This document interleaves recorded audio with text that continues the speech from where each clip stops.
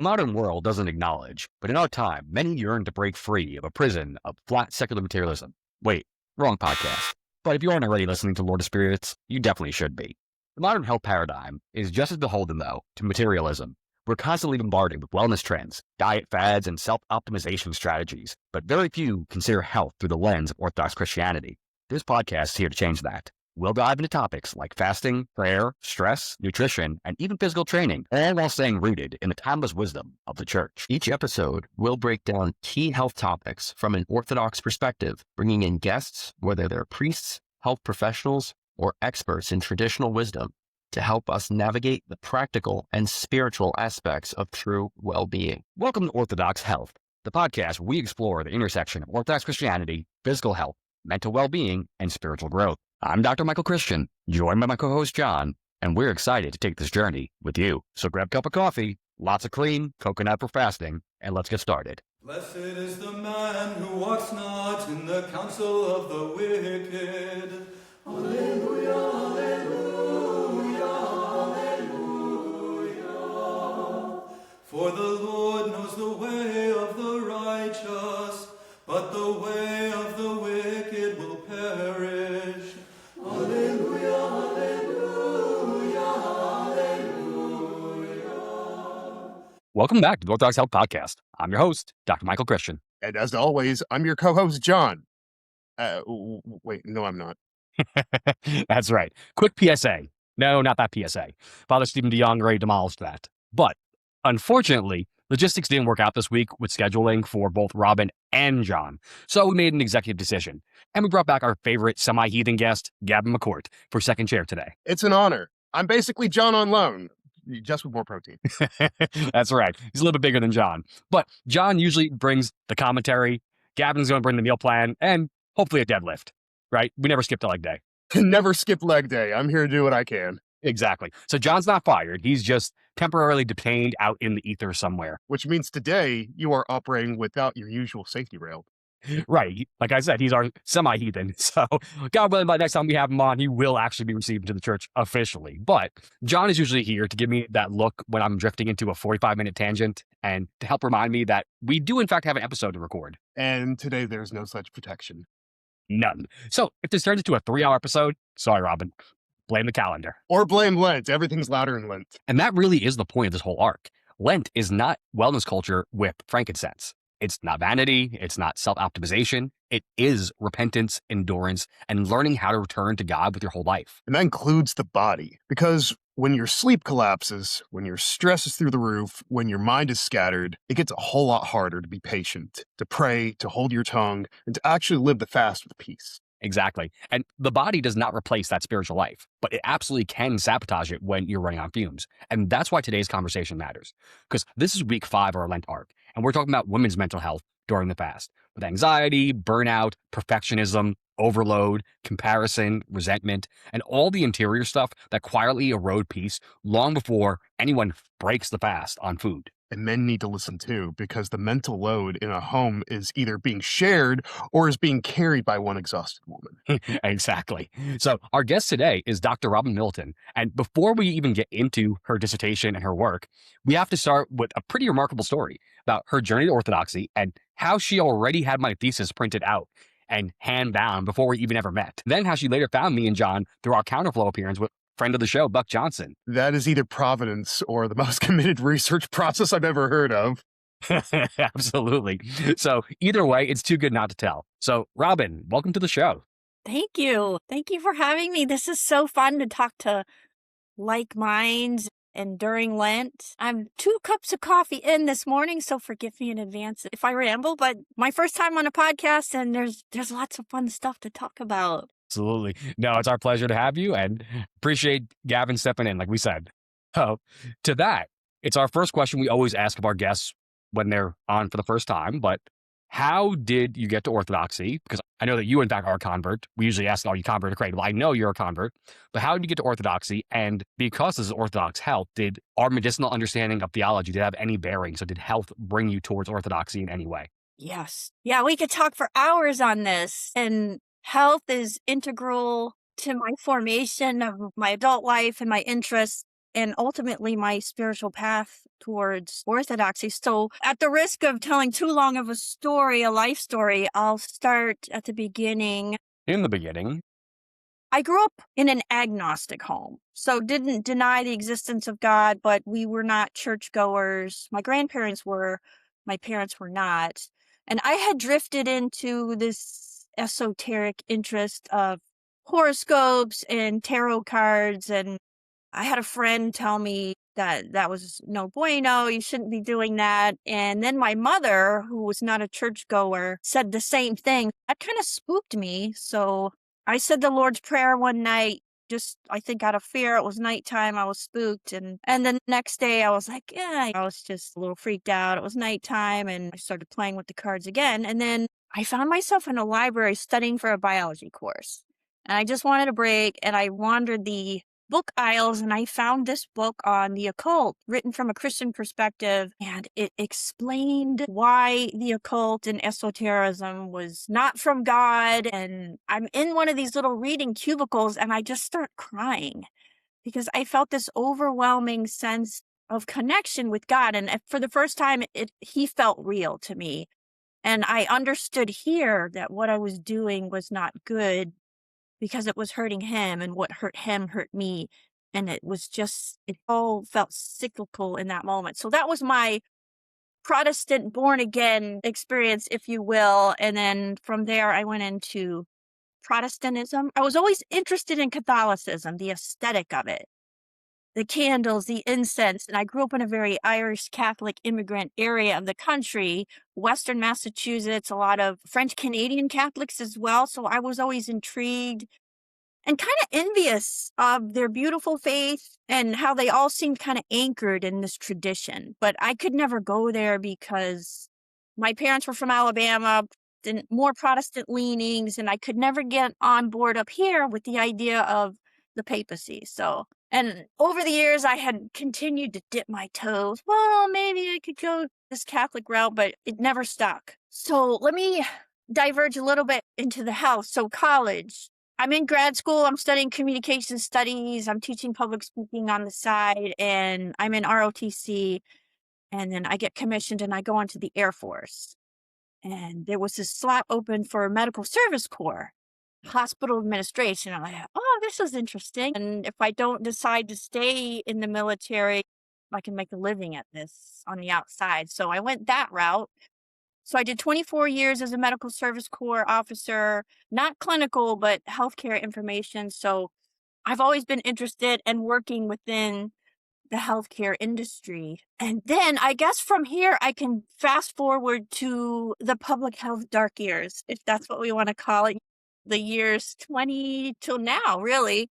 right? The public health dark years. And mind you, I was already retired from the Air Force Medical Service. I had retired officially in September of 2019. So just before Before the world went to heck, yeah. before the whole party kicked off. And then we shut down pretty quickly at the university where I was teaching. And I remember in March, I didn't know what was going on. I was making hand sanitizer in my garage, like a lot of people complying. And I did have a sense that something doesn't feel right in the way they trained us in the medical service corps with NBC training, nuclear, biological, chemical warfare. Things did not feel and smell right. And I always had this inkling, is this man-made? Is it from the enemy? And I was thinking China or something. Who knows? But then more towards April, May, June, I was watching the news. And if you remember, they were showing on the news just constant stats. It was like a sports ticker in the bottom right-hand side of the screen. The cases, the cases, the cases. And my husband is also a healthcare administrator. And I said to him, we're data miners and data geeks. And I said, they keep reciting this case data. We don't really care. We know that this is a virus. No, it's going to cycle through. Mm-hmm. As an administrator, I would like to see the bed capacity data. What are the actual numbers? How overwhelmed are these hospitals? What's the bed rate data? And then I would like to see the LOS data, which stands for length of stay. Mm-hmm. How full are our beds? How long are they staying with each bed, which administratively could give you an idea of the severity of what's really going on. That data was never being presented. So that was really when my spidey sense started to tick up that something's wrong here. Something's not right. We're not being told the whole story. And for the whole year of 20, I was dubious. I was reading a lot of virologist research, trying to piece together, talking to other friends in the medical community. And I was not very confrontational. I was just say, hey, I'm parked in the wait and see category. I've got a couple of health issues. I'm not experimenting. I'm just going to see what happens. Some people were a little aggressive. What do you need? What do you need? And I was like, maybe 9 or 10 years of data. That's how I roll. My current immune system is working for me. But then where things really started to hit me, I was thrust into a fight or flight situation. It was 2021 when these medical products became mandated. And then I'm a communications instructor as well as an administrator. As an administrator and medic, we adhere to patient rights, physicians' rights, medical ethics. Coercion was never tolerated. It was never tolerated. And then all of a sudden in 21, not only is it tolerated, but it's promoted. And I just could not get over that. It was very upsetting. Yeah, so that's where I was. And I started looking for other healthcare workers, medics who were pushing back against this, trying to educate the public. So I got involved with an organization at the state level, a Christian faith-based organization. And we would go to the state board of health and we would speak against the mandates. We would speak against mask mandates, coercion, all of it. We also went and spoke to the Virginia General Assembly, the Senate, and a lot of school board meetings. We would go to school board meetings. We would explain to parents, here's how you can secure a religious accommodation if you're not ready to make a decision. So we took a very educational approach, but after a while, I was involved with the board of this group during 2022 and 23, and I just continued to remain in this stress state, fight or flight, and a lot of anger, to be honest, because as a medic, I felt just utterly betrayed. The feeling of betrayal was hard to get over. My worldview was we all agree on medical ethics and we uphold this and we defend it. And then all of a sudden that whole world fell apart for me. So that's where I was. Fall of 2021, I decided I need to start going back to church and taking my faith seriously. So I was going to the Baptist church down the road because that's what I knew. And then I mentioned earlier, I was still always interested in Catholicism. So I was listening to a Catholic podcast, a Roman Catholic podcast, and I heard the word Septuagint, and I didn't know what that word meant. So I looked it up in the dictionary online, and then boom, I went down this definitional rabbit hole, and something said the Orthodox Church uses the Septuagint, and I didn't know what the Orthodox Church was. I looked that up, and I was like, oh, wow. I thought there was just Coke and Pepsi, Roman Catholicism and Pepsi. I didn't know about this third church. And not only was there another vein, it's the original vein. And wow. So at the same time, I was looking for a Latin traditional mass. There wasn't one in the area, but there were a few Orthodox churches. So I attended one Greek one, and then I attended the one that I'm at now. And I just fell in love with the people and the service. And when I found out there was no Pope, I was like, I can do this. And I was a pretty quick convert after that. So that's how I ended up here. No, it's beautiful. That covers a lot of areas and it really does tie it all together. So I love that. I know Gavin's ears perked up both at the mentions of Alabama and the Air Force. Roll Tide. He's an Alabama boy and a military man. So Yep. absolutely. Definitely fit in both categories. Oh, you're military as well? I was in the Marine Corps for 4 years. Excellent. Yeah, I love crayons. Awesome. So we first encountered each other as we kind of lampshaded a little bit in the opening through Counterflow, through Buck Johnson's podcast. And he was kind enough to have John and I on when the show had just been started. We'd been on it for maybe 4 or 5 months at that point, but he was an early adopter and he had us on. And in the comments, you were like, I know Dr. Mike. I have his thesis. So tell me a little bit about that. Let's talk about your work, about your dissertation, and the weird fact that you stumbled across mine. I published it and thought, maybe it'll get read. Who knows? Probably not. It's going to sit on some dusty shelves somewhere. But yeah, let's talk about that a little bit, and then we'll get into your work a little bit more. Yeah, I'm a great fan of Buck's Counterflow podcast. I listen to not all the episodes, but a bunch of them. And I always tend to go down in the comments, and I can't remember what episode it was, but I think it was another guest, and you mentioned something in the comments as I was just going through the comments, and I was like, that last name, it looks familiar. I was like, I think that's one of the Orthodox dissertations that I have printed off. So I went back and I looked it up, and I'm like, shit.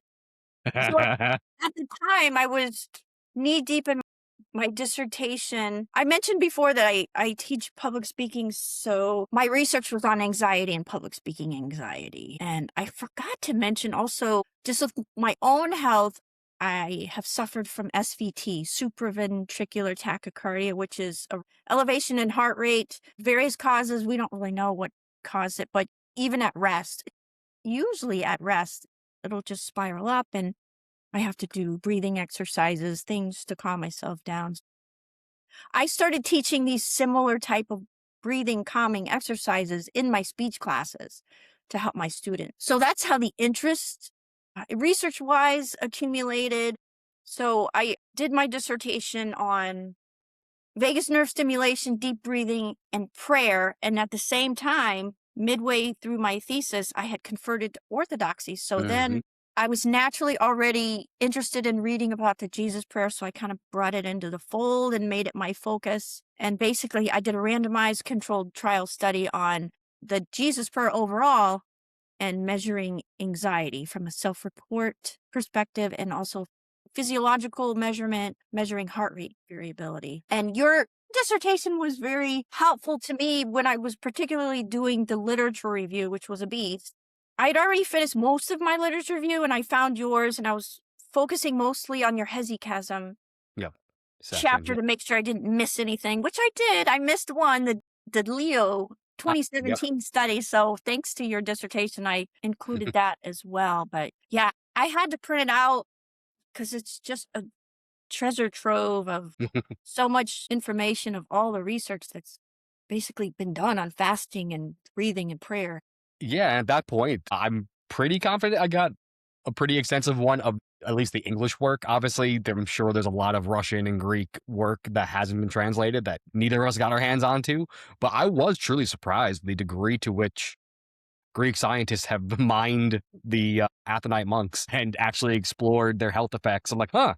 And I've looked back since, because there are papers that do cite me besides yours that I've seen, but other ones in general that aren't aware, which or not, it's a dissertation. That's not the primary source you look for. Mine's more the conceptual framework. You actually went in and did some of the randomized work there, so that's great. But to that, there's been a lot more research in the last 5-6 years since it was published. So I'm truly happy to see that. So that was basically where I left it, where it was, no, I want to bring medicine back to its roots, right? And from a worldview that actually explains reality better than all the nonsense that we're using otherwise, right? So it's great. What if the medicine of the future was ancient? What if the practices that steady your nervous system, train appetite, and restore meaning weren't new hacks, but old paths we've forgotten? Fasting, prayer, almsgiving, and communion. What if healing was less about novelty and more about returning to what heals the whole person? I'm Dr. Michael Christian Q, functional health clinician, or as I prefer, health detective. And my new book, Orthodoxy and the Medicine of the Future, Rediscovering the Healing Power of Fasting, Prayer, and Holy Tradition, is available now. This book is a labor of love, 7 years in the making. It began with my doctoral thesis and became a roadmap for true healing. Fasting, prayer, and holy tradition, not simply as slogans, but as a way to heal the whole person, body, mind, and soul. Inside, I lay out 3 big things: why modern health feels so fragmented, and how we've lost the thread between body and worship, and metabolism and meaning. Secondly, how the ascetic life restores desire and physiology, and why the church's wisdom calms the nervous system, trains appetite, and builds real peace. In it, you'll find a practical 40-day path with simple, actionable steps to begin: prayer anchors, fasting guidance, sleep and light hygiene, movement, breath, and a short daily examine. No fluff, clear actions. So if the Orthodox Health Podcast has helped you put peace back under grace, this here is the whole map, big picture, and the daily steps. It's for the busy Orthodox parent, the exhausted professional, and the person who's tried everything under the sun but wants true healing without losing the soul. If you've been waiting, today is the day. Head on over to Amazon and look for Orthodoxy and the Medicine of the Future. Or if you want a signed copy along with all the digital bonuses, head on over to orthodoxhealth.com/book. Thank you for trusting me with your health journey. Tying that all together, right, we have the Jesus prayer as a foundational aspect. And that is a major part of Lent, is that turning away. So you were talking about anxiety. We talked about that last week with Jonathan Lewis from the men's perspective. Obviously, as communications and just anxiety, all of that is for men and female, but maybe you can talk about that for the female and just anxiety in general and what the benefits of prayer are. Yeah, I would say overall prayer, you can think of it as communication. We are connecting and communicating with the Lord. And I tell my students this in class. We visualize communication as a cross, and the most important vein of our communication is that direct line to God through prayer. And we can do that with the Jesus prayer. And the thing I love about the Jesus prayer is one could accuse it as being a mantra or vain repetition, but we can align it with our breath, our nervous system, calm ourselves down. And there's real biochemical processes that are going on hormonally and with neuropeptides. But at the rise and the fall of the breath, there's this little space of silence. And I like to kind of just sit there for a moment. And it's just neurologically training ourselves to just be and to listen. And I think for women especially, we tend to be up here a lot in our heads, thinking. Men can be a little bit more simple, which is a blessing a lot of the times. I have all sons, no daughters. I kind of like living with men. They don't get like us women a lot, where we're just constantly ruminating thoughts tend to be more common with women. So in that respect, I think the Jesus prayer, it's great for everybody, but particularly women, to just sit and soak in his presence and to just be. Absolutely. And so on the flip side of that, I will push back. I know you're not asserting it, but to the people who would claim that the Jesus prayer is a mantra, almost certainly are still going to be the ones who are holding to a sola scriptura idea. And the Jesus prayer is absolutely biblically derived. It's the publican's prayer in Luke 18 of God be merciful to me, a sinner. It's the blind man's cry in Matthew 9 and Mark 10, where Jesus, son of David, have mercy on me. It's that combination of Lord Jesus Christ, Son of God, have mercy on me, a sinner. So it's absolutely derived from scriptures itself. Miss me with the whole vain mantra idea to our Protestant friends out there.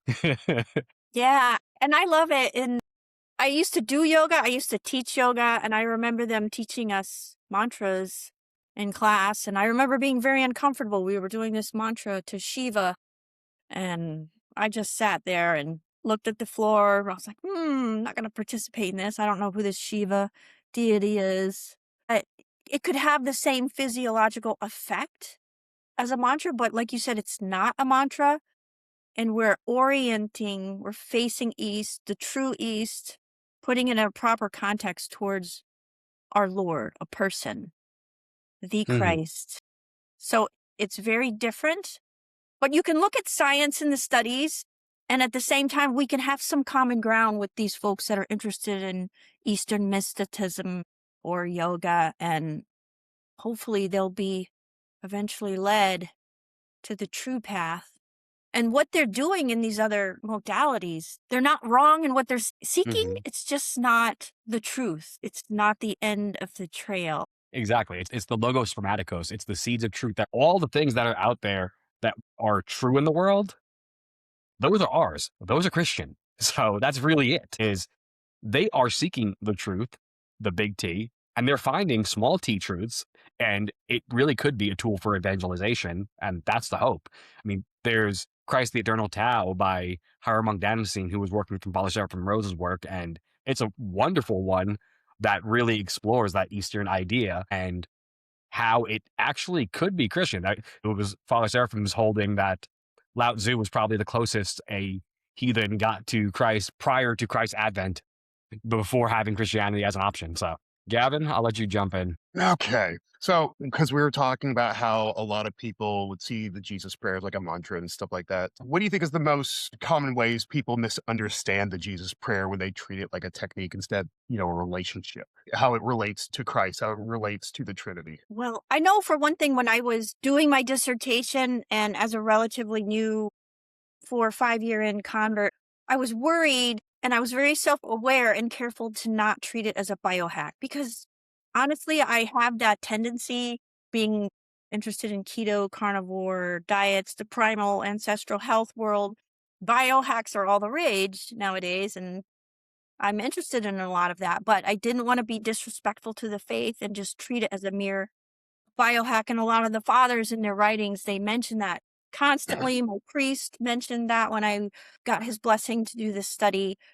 I wanted to be very careful there. And for a long time, I even questioned, should I be approaching this via a scientific study? Does that cheapen the experience? But I'm ultimately glad that I did finish. It helped me a lot. But yeah, people can see it as a biohack. I think the other misinterpretation that could be seen with the Jesus Prayer, particularly with Protestants, and I was doing my dissertation at a large Christian university, so a lot of my study participants were Protestants, and I think that the word mercy kind of hangs in people's mind, where there's the connotation, the feeling of absolution from guilt, kind of getting out of jail from the judge. And that can feel a little heavy for people. But what's interesting also as a teacher of language and rhetoric through communications, if you look at the Greek word, Kyrie eleison, Lord, have mercy on me, eleison is derived from the noun eleon, which is olive oil. So it's a verb form of the word olive oil. You think of oil, anointing, covering, healing, bless me, heal me, nourish me. If you think of it in that way, It's medicinal. It's not legal. yes.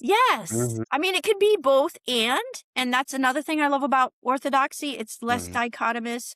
There's more room for holding multiple truths in tension at the same time.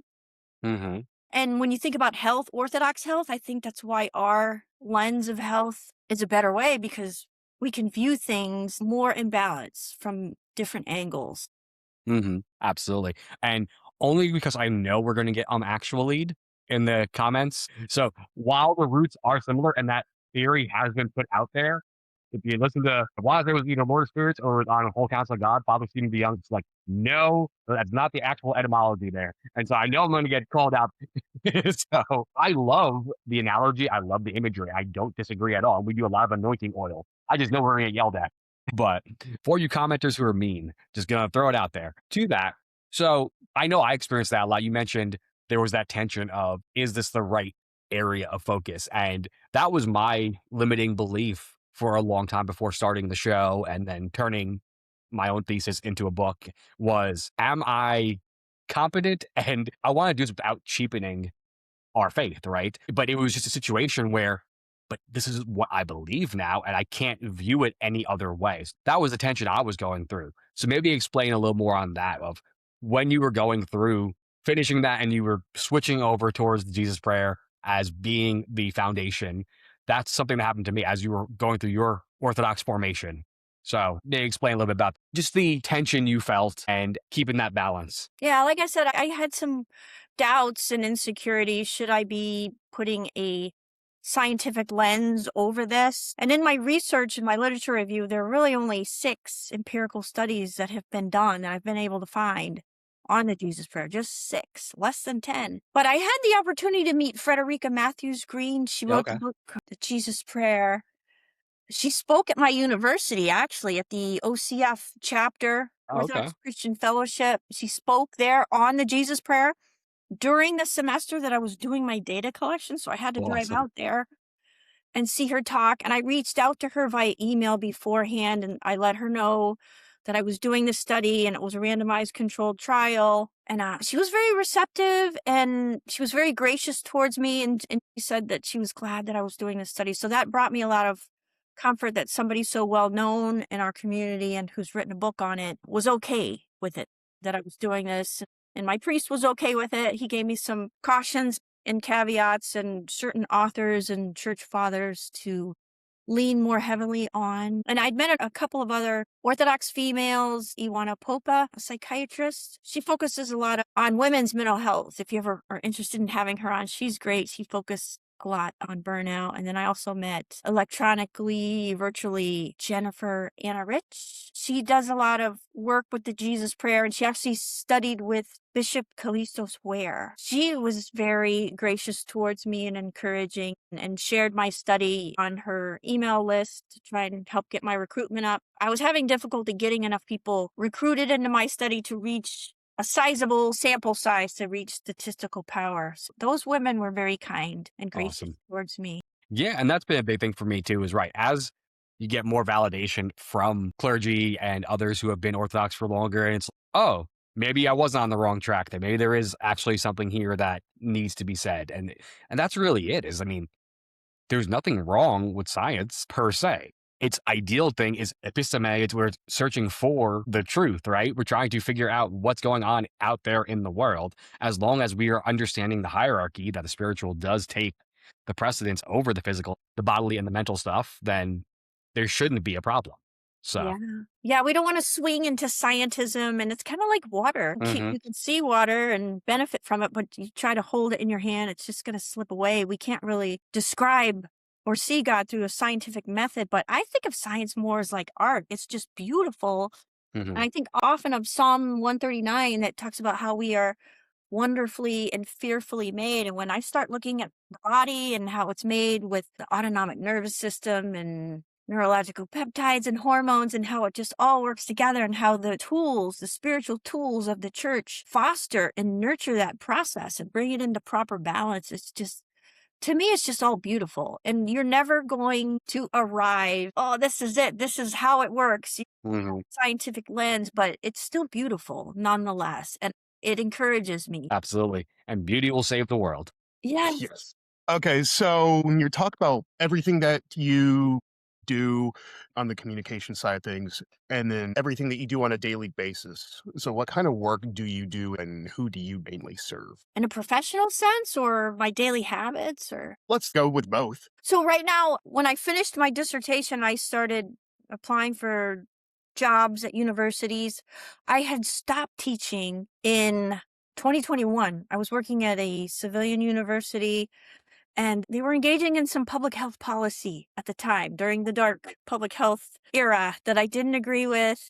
They were requiring students to take certain medical products, and there were some free speech violations that I were seeing from within my own department, communication studies.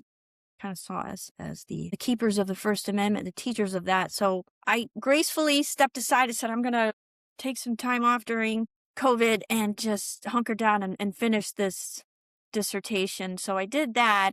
And then once I was finishing the dissertation, I found a job at a Christian university in the local area. So I'm back teaching public speaking. I was also teaching argumentation and debate in 20 and 21, which I didn't want to do. I didn't feel comfortable teaching debate. The chair at the time had asked me, we need you to teach debate. We're going to have some other adjunct professors teach public speaking. And I was like, no, I'm not comfortable with that. Not only have I never taught debate, I've never taken a debate class, but still I ended up teaching and I felt so dejected. And I remember sitting on the front porch and I said to my husband, I said, all right, I'll do this for one semester. That's all I'm going to promise for now. And I remember saying, maybe God needs me to learn something through debate. And when I was teaching debate, I focused more on language, rhetorical devices, logical fallacies, wordsmithing, because that was my interest is language, not the mental sparring back and forth. And then COVID happened where I started to see all of these sloganeering propaganda lines that are actually rooted in rhetoric. You study the ancient Greeks and rhetorics and devices. So it was an unscaling of my eyes. And then from there, I was led further towards orthodoxy. But that's where I am. I'm back teaching public speaking at a Christian university. I love it. I love working with the students. I love helping them overcome their speech anxiety. And I do teach the deep breathing to them early in the semester. Hey, you can use your body as a tool to help you calm down. I mean, it's not a panacea. It's not the complete picture, but it's part of it. And then I also expose them to the historical roots of this, the Jesus prayer. And I'm blessed and very fortunate that because I'm at a Christian university, I can present that. And we can talk about it. I'm just having a great time professionally right now. Awesome. Yeah, I love it. So you talk about using the Jesus prayer and just breathing exercises with your students. And when it comes to anxiety and just mental health in general, what are some coping strategies that you see that look normal, but are actually kind of destructive? What are some other ones that you aren't implementing because you know they're actually a problem. Yeah, there's a lot out there that we can all fall into too much, and society promotes them. I would say this one is my biggest concern lately is Hmm. the smartphone. I mean, it's a tool. It's hard to get away from. I tried to get away for a while when I was finishing up my dissertation. I actually bought a dumb phone, and I would tell my husband and son, I'm on the dumb phone today at the coffee Hmm. shop. If you need me, I'm on the dumb phone, because I find once this is in my hand, my attention feels fractured. And it is. But with work and school, there were these dual authentication mechanisms where to log on to Canvas, you have to put in a code here for a certain app. And so I'm still tethered to it, but if we can all find ways to compartmentalize this tool in our pocket more so that we don't become the tool, but we can use the tool when we need it and then put it aside. And interestingly, the Jesus prayer, our own practices, helps with that. Being still, self-regulation, calming our nervous system, delayed gratification. It also teaches us and neurologically entrains us also to delay gratification and to emotionally regulate better as well. It all comes together. All the tools of the church. It's truly medicine, and it takes time. I'm an information junkie. I love to read about all this stuff, but I can't read myself there. I have to engage in the praxis. I have to do that. And that's not easy. Even if you get a PhD studying this, it's not enough. And it's not going to work unless you show up every day, even for just 5 minutes, and you just start. It's never easy. Absolutely. And that's the joke we always make. We'd like to always tie in Brazilian Jiu-Jitsu over here. And it's a situation where we tell the white belts, no, you cannot go on YouTube, watch a couple of videos, and now you think you know something. You actually have to go out and do it. You have to get that mat time in. And it's the same kind of idea in our spiritual practice of, no, you actually still have to pray. You still have to actually unite yourself to Christ. It's not just that one save, always save. Like, I declare myself for Jesus right now and I'm good. Lord have mercy. One of my favorite books is this one, Orthodox Psychotherapy by Yep. Metropolitan. Hierotheos Vlachos. Yes. He talks about the importance of praxis and that Mhm. praxis is dangerous without proper theology. So we have to be under that protection and that umbrella of the church to do the praxis properly. Theology without praxis, it's nothing. It's dead. You're not going to get there. You're your typical ortho bro online. Very much so, unfortunately. Always tired, no matter how much you sleep, eat, or sip black coffee?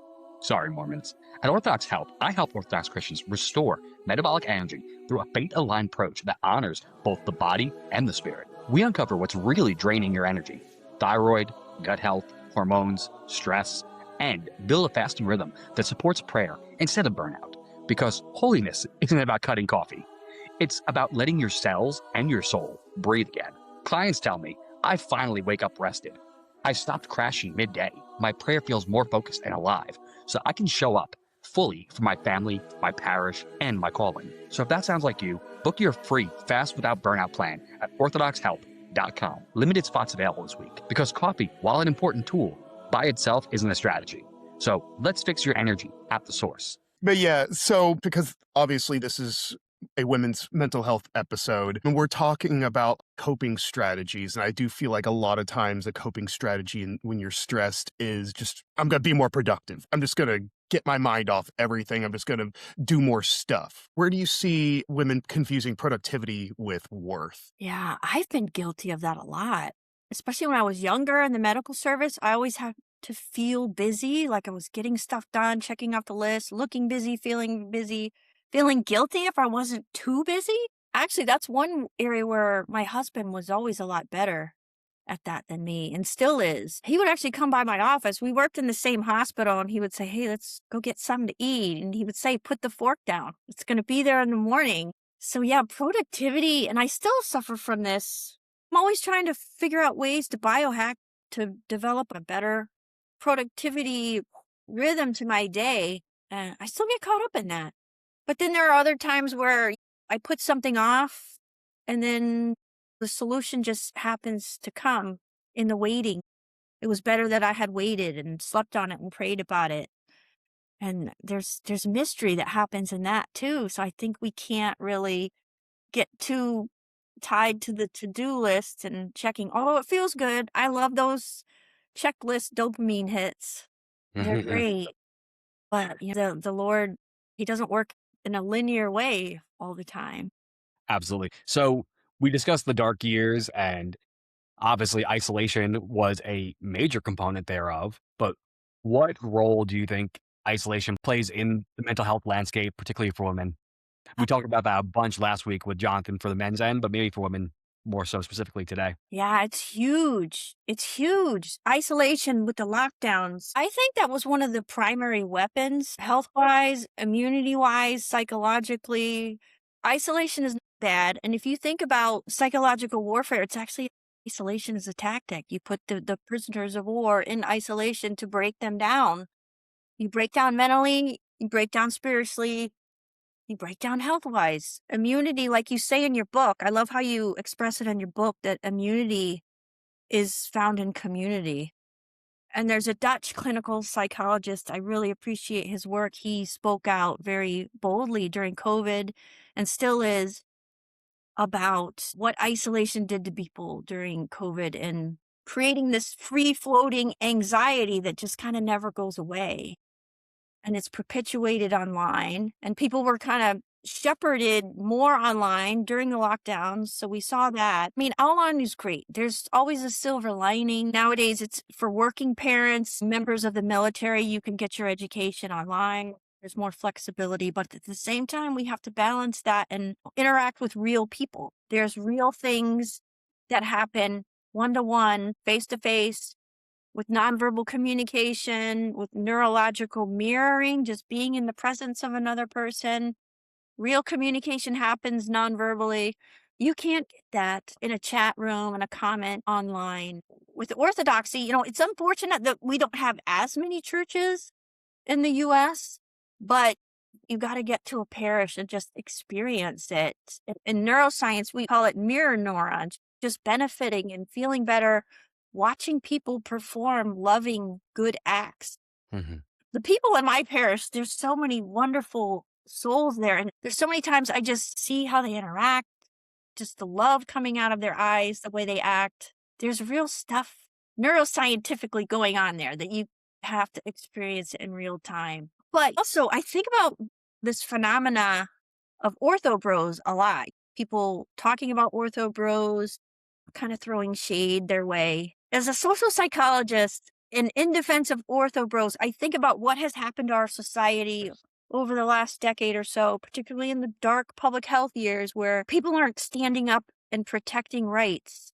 The disillusion of boundaries, even with transgenderism, the ultimate dissolution of boundaries, and men getting more into ancestral health, getting their testosterone up, being manly, toxic masculinity. I see a swing in that direction, but can you really blame that swing?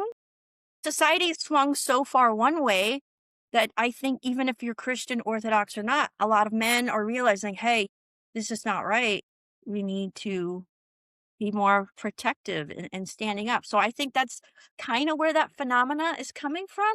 But you can't stay there. You do have to experience the faith full-bodied, and that happens within the walls of a parish. But the ortho bro phenomena, I think it's swinging one way, but it's going to come back into balance. But I think that swing, that masculine swing right now, at least, it might be necessary. It might be a healthy reaction. Yeah, and that's really it, is understanding where it comes from. Yeah, a large part, as you said, ties back to the first part of that question, is that isolation. Things that were done to us through the water, the air, the food, the testosterone, everything else, but the isolation itself really made things more clear. And as you said, there's perhaps an overcorrection and people speaking out of turn before they have spiritually formed themselves, but it's reacting to a real phenomena. It's reacting to a real issue in modern society. So no, my heart goes out to them completely as well. It's a situation though of, for all of us, we have to find that royal path. It's not swinging crazy in either direction. So no, I love it. Now, to that, Lent has a way of always exposing all of the things that are going on. And I know you mentioned how you wish you can get rid of the smartphones and everything that's distracted attention. I commend Gavin for getting off social media during the fast. So I commend him there. So to that though, what have you found either personally or just seeing people around you at the parish? What do you see Lent starting to expose in women in terms of stresses, anxieties, things that are going on? I can really only speak for myself. And I'm in year 5 of Orthodoxy, and I have struggled every year with the fast. I've managed my blood sugar levels and a couple of health issues with a very low carbohydrate diet. I don't do sugar, I don't do grains. So I have always struggled with the fasting. But there was something different this year. I think it was just the turmoil going on in the world with the war going on and all the stuff in the news cycle. I don't watch the news, but I get hints of it, headlines, Epstein files, just so much darkness, and collectively at a society. Whereas I usually kind of dread Lent because I try and I fail and I try and I fail. Interestingly, this year I was craving Clean Monday. Like, it's going to feel good to go to the canon of repentance and just prostrate and put my forehead to the floor for a while because the world just seems so out of whack. And that's kind of where my focus has been this year is it's going to feel good to just prostrate and just, where else is there to go now in the world? We're not going to vote our way out of this mess. We're not going to legislate our way out of this mess. The medicine of the church is really it. I think I'm finally starting to realize that what we do there in the liturgy really is work. And it is work on behalf of the whole world. It's not just me going to get a sermon that resonates with me or speaks to me. We're doing something collectively. And that's kind of where I've been putting my eggs in the basket lately, is where before with my volunteer work with the various medical associations, legislation, and we got to get the message out. We got to educate. I've had to take a step back and just go into the hospital for a while. And this is where I am. I'm in the hospital because I'm healing from COVID. I'm healing from my anger through that, my feelings of betrayal. I had a lot of anxiety during COVID. That's where I'm at. I'm in the hospital, and this is the first time, thanks to your work and your book and working with me on my nutritional habits and things, I'm 3 weeks in now and I'm doing okay this year. You had mentioned trying with the nativity fast. I wasn't ready, but I finally got to a point where I'm more ready to delve into the fast. And it's helping. I feel a sense of peace. I also got off social media. I'm not doing the things that are problematic for me, which is Facebook and Instagram. I'm still on YouTube because I love podcasts, and that doesn't really give me an issue getting locked in too much. But I feel a lot more peaceful during this Lent, and I think it's because I'm just in the hospital and I'm taking this time of refuge. Absolutely. And to that, talking about finding peace in the hospital, in the church, what are the closing lines of scripture, right? Of even so, come Lord Jesus. So the idea of seeing all the signs and calamity and everything else, regardless of whether this is the final times or just another step on the way to that. It's something that again, fathers are pretty unanimous on, and the scriptures themselves is that all times are the end times. No one knows the hour of the day, so just be ready, right?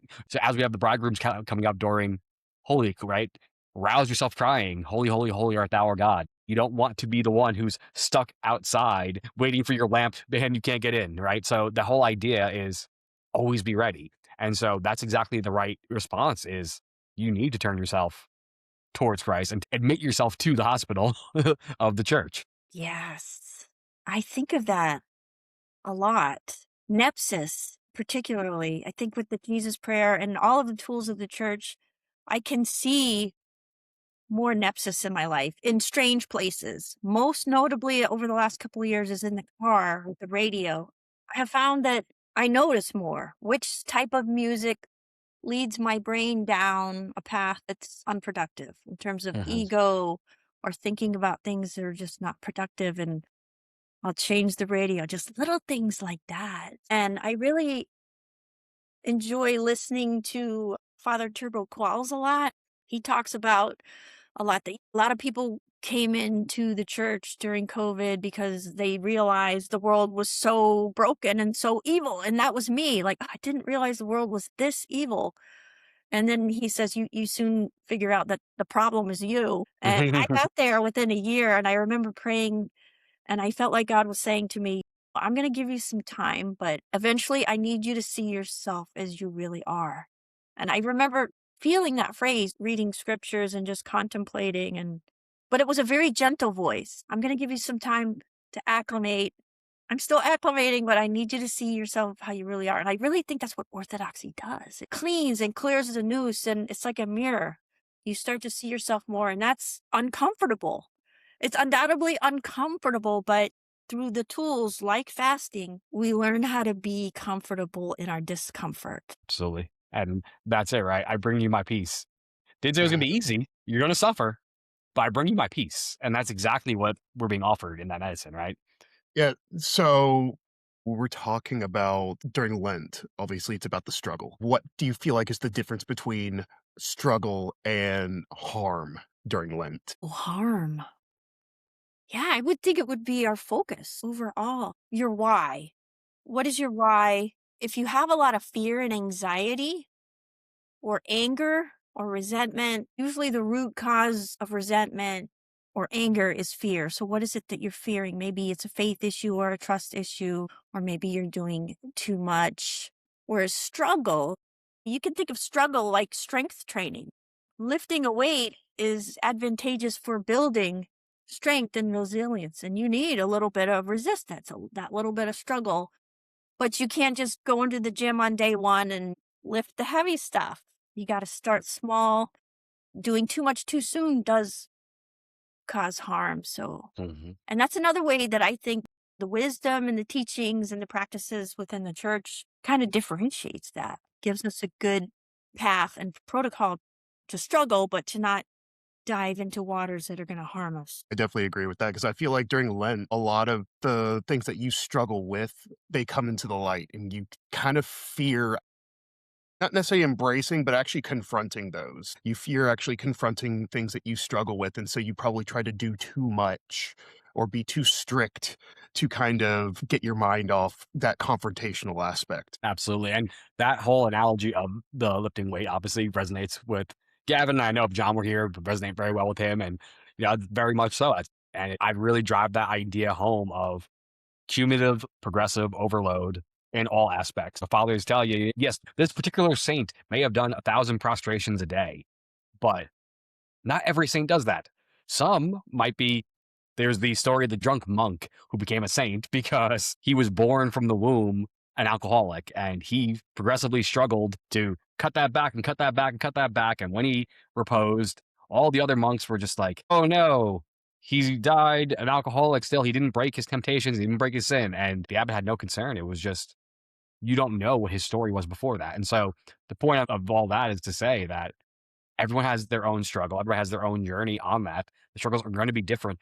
But yeah, like if you withdraw somebody from alcohol who is alcoholic too quickly, that can have serious physiological ramifications. So to that, what does sustainable prayer look like for a woman who's overwhelmed? We're talking about those minimum effective dose all throughout Lent. Would you recommend to a woman who's coming to the church, doesn't have a spiritual father per se yet, but is looking towards it and maybe wants to start praying in an Orthodox manner? What would be the first things you tell them to do?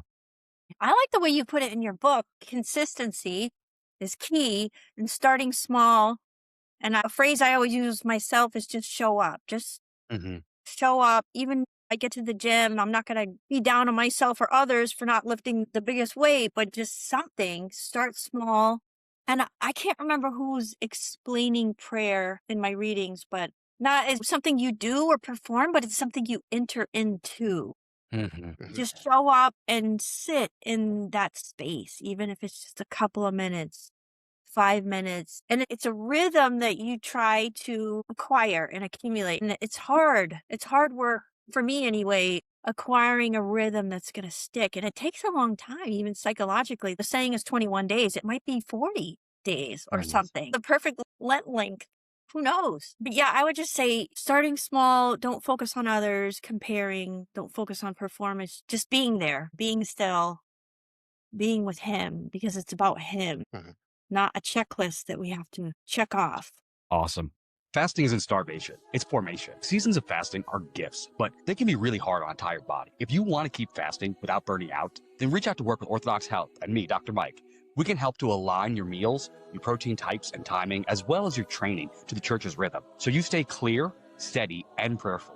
You'll get live coaching calls and simple tools to navigate parish life, travel, and family schedules without scrapping the fast or your health. No extremes, no guesswork, just a faithful plan that respects the wisdom of the church and the reality of your week. So at the end of the fast, you're not depleted, but you're formed. So head on over to orthodoxhealth.com to book a free call with Dr. Mike. So one thing we were talking about is the idea of struggle versus harm. And I feel like one of the ways that some people go into more the harm category is with regards to being overly zealous or overly dogmatic with the fast. How do you tell when someone is using fasting or prayer as proof of worth? Yeah. I was taught in my catechism class from our deacon about fasting that you fast as you can, as much as you can, but then there are certain situations where you go to somebody's house, they're being hospitable to you, they've cooked this nice meal. What do? Oh, I can't have this, I'm fasting. Do you appear legalistic? They've given you a gift. Part of serving another person is allowing them to serve you. We can see that with fasting as well. We can see that with other things. If you need help, allow somebody else to help you. That might be their medicine that they need at that moment, is to engage in that almsgiving. So yeah, we can get into all kinds of tricky spots and trouble with trying to be too zealous with the fasting. And then it becomes legalistic, and then it's more about the task and not the person, and not about the clearing out of the noise and the distractions. Awesome. So because you're coming from a communications background, we're talking about that noise, that stress. In what ways does that lead women to change the way they communicate? I'll be honest, I don't honestly think about women's communication That's versus fair. male communication That's fair. often, but I know I struggle a lot with listening. And I don't know if it's my military background, that I was in administration, operations. I can tend to be more of a, here's the answer, let's fix this, because I was required to fix a lot of problems in management and healthcare. I struggle more with listening. Just ask my husband what kind of a listener I am. I really need to work on my listening more, which tends to be more of a male problem than a female problem, but I struggle there. And silence is a good trainer for that, just to sit and to be silent. And I know there's been a lot of times where I know a friend is struggling and it's very uncomfortable. Something very traumatic has happened in their life. And I'm like, oh, I've got to make that phone call. I've got to show up. I've got to go talk to them. And one thing I do to talk myself down, to calm myself down, is I don't have to fix this. I don't have to have the proper solution. I don't have to have the perfect words. Just, I need to show up, and I need to be willing to sit in the poop storm with them. Just show up and sit with them. And that takes out a lot of the communication anxiety that I have in a lot of situations. What do I do? What do I say? How do I fix this? You can't really fix everything. You just have to be present with people and sit with them in silence. Hesychastic training is good for that as well. Beautiful. So we talk a lot about that stress and just the overstimulation, and it leaves people feeling exhausted. And so what do we say to that woman who feels like she's failing because she's overstressed and trying to pick up too heavy a cross? Yeah. Asking for help always helps, or letting some things go. You don't always, I know a lot of us like to go to bed with the dishes all cleaned out of the sink, but is the world going to end if they're there in the morning? Or ask for help to do something. Asking for help and not being resentful. I think a lot of women will just do things to get it done, especially housework. Doesn't always have to be perfect or look perfect. The dishes will be there in the morning, and maybe the sun is going to be shining in the morning. It'll be a better time doing the dishes in the morning. I don't know. Simple things. Walks in the sunshine. Get that vitamin D. Yeah. Yes. Vitamin D. Getting that exercise in, the endorphins, the happy endorphins helps a lot for me. Awesome. So when we're talking about women's mental health and the spiritual life and everything, one of the big things we talked about earlier was the emphasis on community and how community helps support each other in terms of their mental and their spiritual health. What kind of parish or community support actually helps women's mental health? We have a women's group at our parish, which is great. We do things together and book club and study. I think the church itself is just a beautiful metaphor and a literal community. That's what I'd always kind of envied about the Roman Catholic Church is they seem to have this more anchoring tradition and community. I didn't really see in Protestantism. It was more of a rock concert, and then you would just kind of leave afterwards. I never really got to know anybody unless you joined a small group. But one of the things I love about our parish in particular, and a lot of Orthodox parishes, is coffee hour. I love coffee hour. I love the beautiful liturgy with the sense of full sensory ritual, candles, the incense, the singing, the chanting.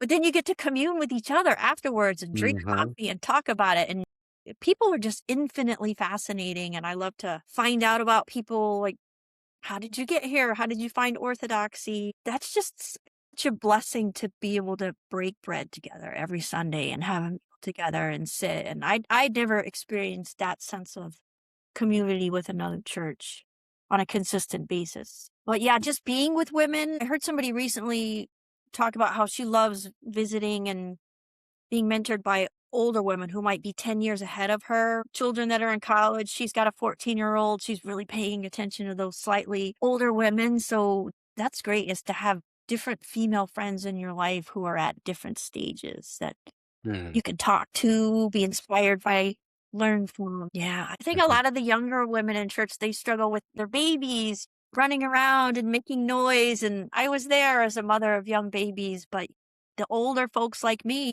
we love the sound of a healthy crying and squawking children in church. We miss it. We miss the baby stage. And that's one thing I love about my parish is when you have the younger women with newborns and whatnot, you have all the older women whose kids may be in college, they may be teenagers. They'll be like, I'll take care of it. And then it's just a beautiful thing to see. It is. That slogan that was been going around for a long time, it takes a village, it takes a village. Sounds tropey, but we really do kind of have that village vibe in the Orthodox Church. And I say that while wearing my Arkansas shirt. I know the one who was making that phrase popular. So having said that, I definitely agree with it, with the sentiment behind it. It was a little bit of a dig, but Yeah. No, I definitely agree with the overall sentiment. And to that degree, 100%. It's funny, when my godfather Dino came to visit my parish, he was blown away by the way we did coffee hour, despite the fact that we have no room left in the communal hall. We are beyond capacity to the point that people are outside, and when it's weather appropriate, obviously. And God willing, we'll get our new land and our new church one of these days soon. But to that point, there were things that he saw there were like, I need to bring this back, because he's at a large Greek church that went and built this multi-million-dollar multi-use community hall, and there are aspects where it's just not done the same way. And he really wanted to try and bring some of the little smaller community ideas back, because it is that important. It really is the bedrock. I talk often about how the microbiome is the fractal companion to us in the church, and that's really is. There's a diversity in our immunity from our gut bacteria, and we are, on the larger scale, that diversity of community in the church. We are individually instantiating the way God has designed everything. We're going to be healthier based on the community we keep and the way we do it. And doing so in the church, I feel, is absolutely going to have tremendous effects. Yeah, that's interesting that you talk about the parish and the smaller group and the dynamics. Where does the law of diminishing returns kind of kick in, where too big is too big and you kind of lose that intimate feeling? And there is a sense of enthusiasm, convert enthusiasm, that you find in smaller parishes. And we're having the same good problem of busting at the seams. We're looking at land and to move into something bigger. And missions is becoming a hot topic in this country. And maybe that could be an interesting study or sweet spot, like more churches, small to mid-size, could work. Who knows? And that brings us to the clergy shortage, though. And so we need to figure out something there. And I know that a number of the jurisdictions have been implementing distance programs where it's partially mentorship under your personal parish priest, but also with a distance seminary kind of component for the diaconate and for catechists. I know the OCA is doing it. I think the Antiochians are doing it. I'm not too sure about the other jurisdictions, but those programs are developing, and it ties back to our previous conversation of the blessings and curses of this online existence. So they're still getting the practical hands-on under their priest. but they don't have to uproot their life and go all the way to the Northeast just to get into seminary. And so historically, that's a big thing. I mean, if you go to a lot of the older countries, right, you go to the Middle East, Greece, and they don't all just go to seminary. That's just for ones who are on a higher track, let's say, probably going towards the bishopric and everything. But a lot of priests are just brought up from the ranks at the same church that they were at from the time they were born, the one they were baptized at birth. And so there is something to be explored there. I am not clergy. I am not saying this is what's going to happen, but I think there really should be more of that where you are not having to derail everything such that your home church can actually grow with clergy who are able to do it. Yeah. We're definitely going to have to get creative because church membership is going up, but clergy is not going up in a direct similar line. So how are we going to meet that gap? Another thing I worry about when I see the demographic trends is it sounds from what I read that a lot of men are coming into the church, but more men than women. So, I mean, these men that we need to recruit to become priests, we need to find them good women. Right. Every time I see a young man going into the priesthood, I pray, I'm like, oh, I hope a good woman comes into his life soon before he's ordained. Uh-huh. And yes, Gavin can speak to that personally. The struggle is real. At my parish, there are 0 single women. Maybe we just have to have faith that as the men become better, holy, stronger men, the women will follow them. The women will see that and follow. Because I have my own thoughts and theories, but I really believe that women are attracted to calm, confidence, strength. The Not church loud and boisterous. trains our men in that. Right. And that's actually something we talked about last week with Jonathan Lewis again, Tested Man. And that was it. It's like, no, you don't need to be the Tate brother dude, bro, but you do still have to be masculine and everything else. Who was, though, the most masculine man is Christ himself, right? And it wasn't necessarily this super boisterous, loud, outspoken, brash at all times.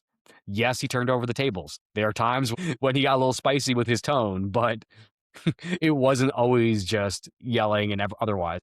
So yes, it's that royal path, right? That's what we're trying to follow, trying to imitate Christ. And I do believe that, yes, as the men come, God willing, more women will also, I mean, I'm seeing a lot too, is a lot of young families. And that's also part of the problem is that there was the big young men surge probably in the 2016 range. It was the Jordan Peterson to Pajot to Jay Dyer pipeline. And now we had the post-dark years pipeline that brought a lot of others into the church. And so that one, I think, saw a lot more of the families. I think a lot more families came in that 2020 range.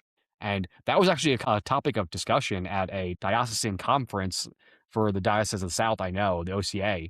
That was a big topic. Father Deacon Seraphim Rowland was presenting on that topic. And that was an area of how there's different waves that have been coming in. And so there was that more recent one that I think is more families. What we need now, more single women for all these young men.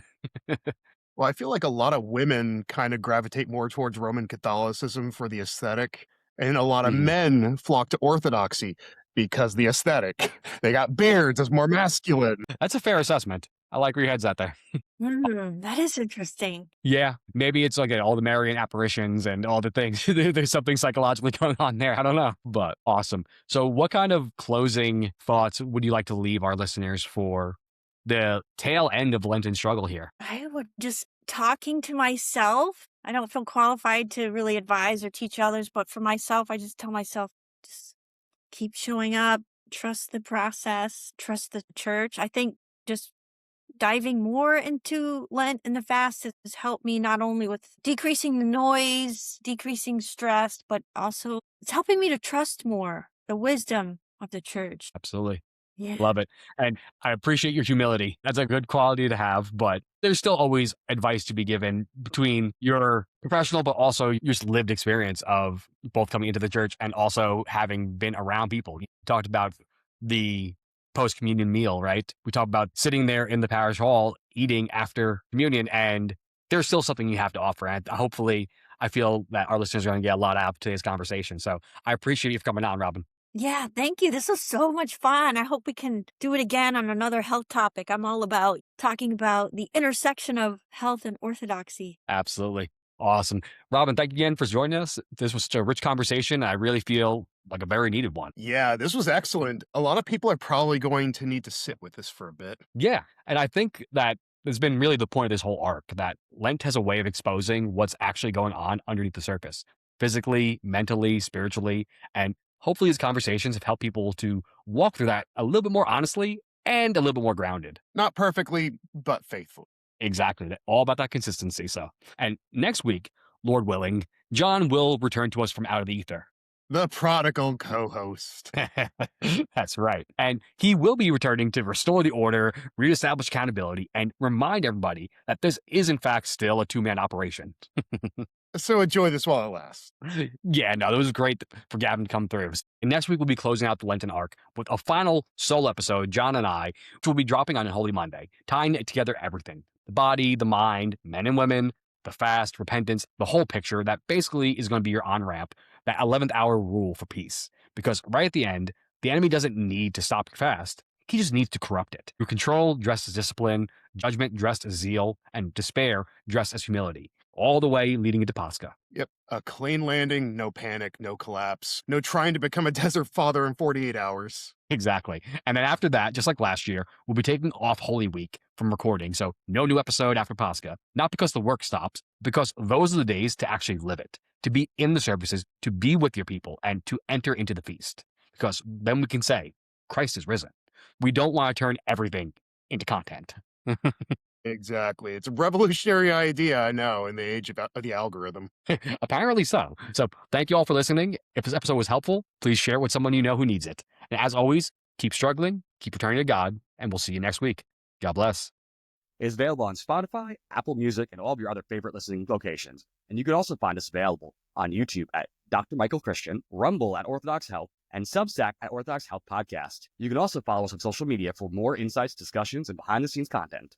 Connect with us on Instagram at Orthodox Health or in our Telegram group at Orthodox Health Podcast and join the conversation. We'd love to hear your thoughts, answer your questions, and continue building this community together. And finally, if you're enjoying the show, leaving a quick review on your favorite podcast platform goes a long way in helping others discover Orthodox Health. Until then, stay strong in faith, take care of your temple, and keep Christ at the center of your health journey. God bless.